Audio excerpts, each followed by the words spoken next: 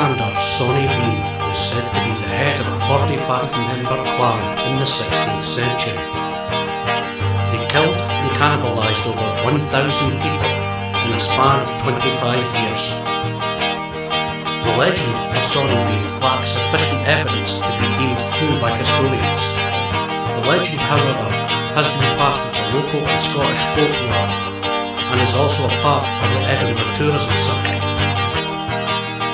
According to the legend, Alexander was born in East Lothian in the 16th century. His father was a ditch digger and a hedge trimmer. Bean tried to take up the family trade, but soon found out he wasn't fit for the job. He left home with an alleged vicious woman called Black Agnes Douglas, who shared Bean's interest in cannibalism, and was also accused of being a witch.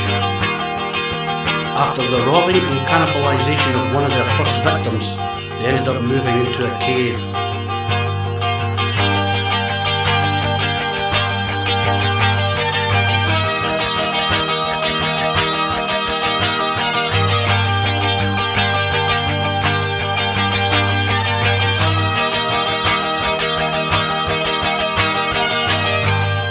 The cave was in Binnan Head, between Girvan and Ballantrae. The cave was 200 yards deep, and the entrance was blocked up by water during high tide, so they could be undiscovered for a long time.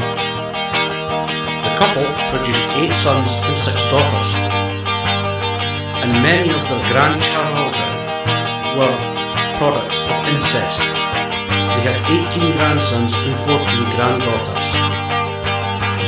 The clan thrived by planning careful ambushes at night to rob and murder individuals or small groups. They brought the bodies of their victims back to the cave, where the corpses were dismembered and eaten. Leftovers were pickled in a barrel. Body parts were discarded in the sea, which led to the bones being washed up on nearby beaches. This strategy was used to cover the clan's tracks and lead locals into thinking it was animals attacking travellers at night.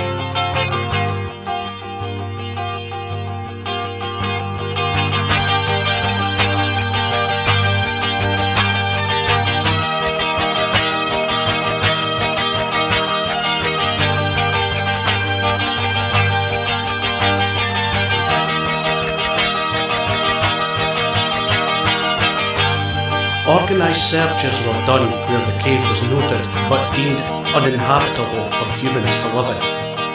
Many innocent people were attacked and lynched. Local innkeepers were also accused, as they were always the last person to see the victims alive. One night, the Bean clan ambushed a married couple riding their horse after a fair. The husband was skilled in combat and held off the Beans with a sword and pistol. The wife fell off the horse in the ambush, and she was mauled by the Bean clan and killed. A large group of fairgoers heard the commotion, and the Bean clan fled as they reached the area. The fairgoers took the husband to the local magistrate, who was informed of what happened.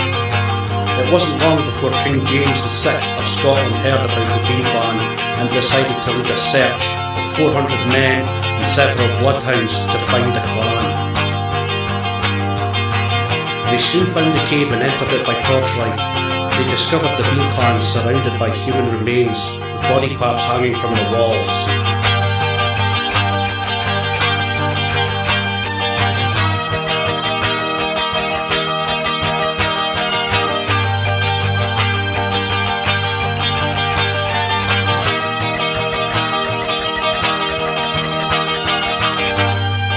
The Bean clan were caught. They were captured alive and executed without trial, as they were deemed subhuman and unfit for a trial. Sawney and the men of the clan were killed in front of the women and children. They had their genitalia cut off and thrown onto a fire. Their hands and feet were cut off, and they were left to bleed to death, with Sawney shouting his dying words which were, "It isn't over, it will never be over." Agnes and the women and children were tied to stakes and burned alive. The story remains a mythical story passed down through Scottish generations.